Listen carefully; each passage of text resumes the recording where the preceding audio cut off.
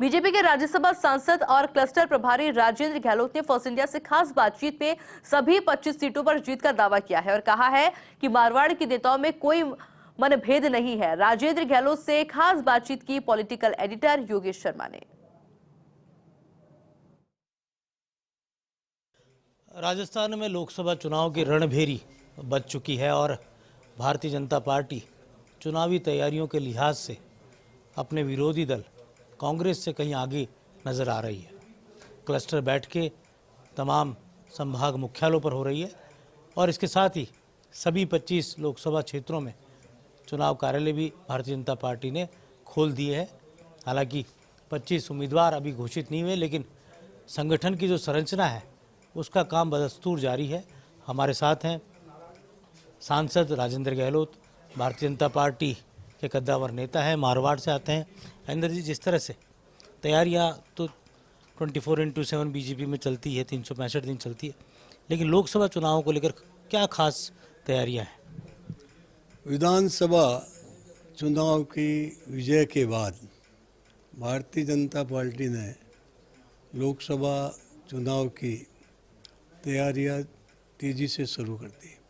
Bharatiya Janata party वैचारिक संगठन है, देश के लिए समर्पित संगठन है, राष्ट्र के लिए समर्पित संगठन है और इसलिए हर समय विस्तार कार्यक्रम और संरचना संगठन की हर समय चलती रहती है।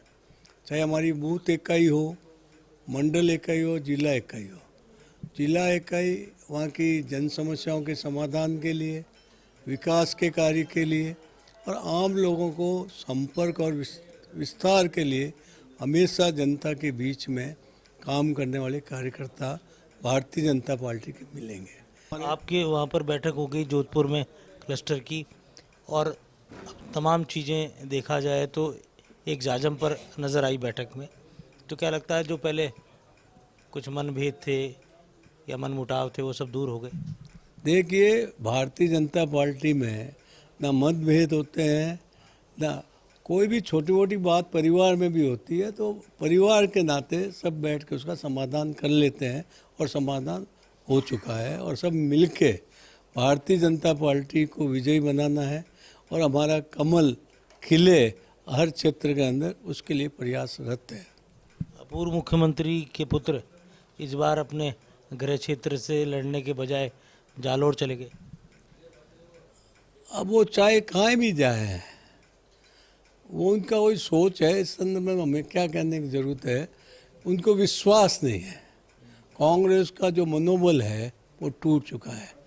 इधर उधर भटकते रहें, भटक में कुछ हासिल हो जाए, इस कोशिश में कांग्रेस लगी हुई है। कब से तमाम बड़े नेताओं के दौरों की एक रणनीति बन रही है, तो क्या लगता है कि जो नॉमिनेशन की प्रक्रिया है तो बड़े नेता उस वक्त मौजूद रहेंगे या फिर उसके बाद जनसभाएं होंगी? देखिए, राजस्थान में 2 चरणों में चुनाव हो रहे हैं। कल जयपुर क्लस्टर की मीटिंग है जिसका मैं प्रभारी हूँ और इसके बाद सारे कार्यक्रम हम कल बैठ के कार्यकर्ताओं के साथ, पदाधिकारियों के साथ बैठ के चिंतन करके, मनन करके बनाएंगे और उस अनुसार एक कैलेंडर बन जाएगा।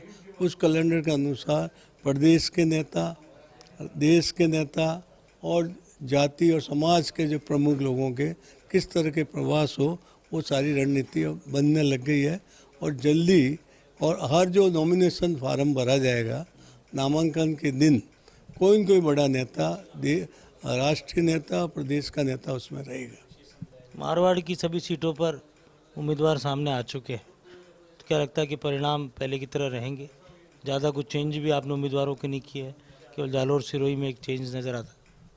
देखिए, मारवाड़ में भारतीय जनता पार्टी को विधानसभा के चुनाव में भी लोगों का आशीर्वाद मिला है और भारी बहुमत मिला है और आने वाले इस लोकसभा के चुनाव में मारवाड़ की जो 5 सीटें हैं, 5 पे भारतीय जनता पार्टी विजयी होगी, क्योंकि कांग्रेस को अभी तो उम्मीदवार ही नहीं मिले हैं। वो तो सोच रहे हैं किसको लड़ाएं किसको नहीं लड़ाएं, उस सोच में ही वो डूब जाएंगे और भारतीय जनता पार्टी का कमल खिलेगा। गहलोत साहब, लगातार कई नेताओं का, कांग्रेस के दिग्गजों का बीजेपी में आना जारी है और एक तरह से कहा जा सकता है कि बड़ी सेंधमारी बीजेपी ने की है। लोगों का विश्वास, भारतीय जनता पार्टी और देश का विश्वास, जन जन का विश्वास हमारे नेता प्रधानमंत्री आदरणीय नरेंद्र मोदी जी के प्रति है।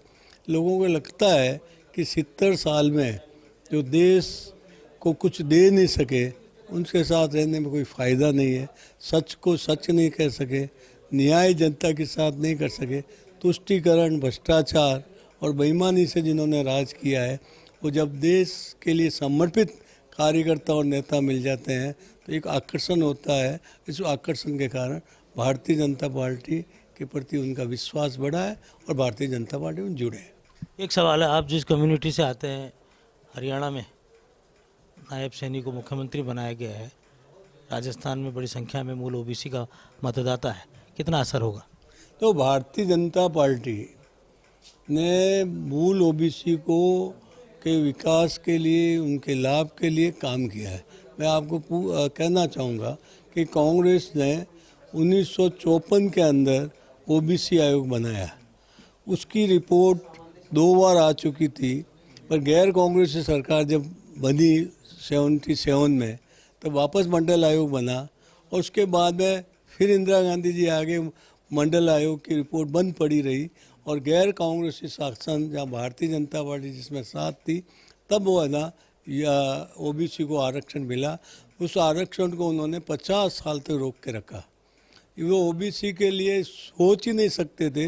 भारतीय जनता पार्टी सभी वर्गों का ख्याल रखते हुए ओबीसी को और SC ST को सबके प्रति उसके विकास का भाव है, गरीब कल्याण के लिए काम कर रही है। बहुत बहुत धन्यवाद।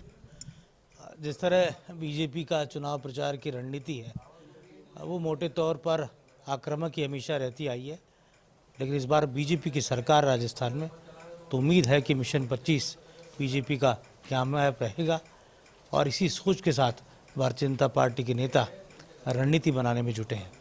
कैमरा जर्नलिस्ट साहिल के साथ योगेश शर्मा, फर्स्ट इंडिया, जयपुर।